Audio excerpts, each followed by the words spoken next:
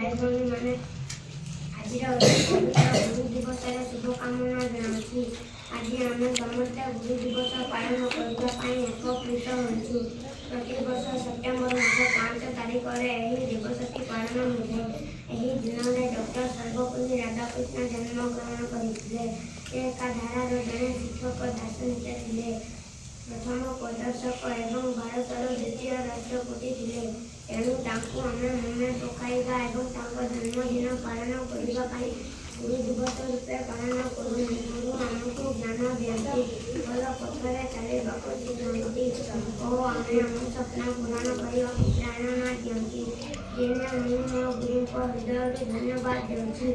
आपण मैंने जीवन इच्छा पढ़ी निजे को आलोक देवार आपण पाखे आम सदा सर्वदान मुक्त हो। से कहुए ज्ञान दीपतु अंधकार दिन चेतनार स्वर तुम्हें पथ प्रदर्शन।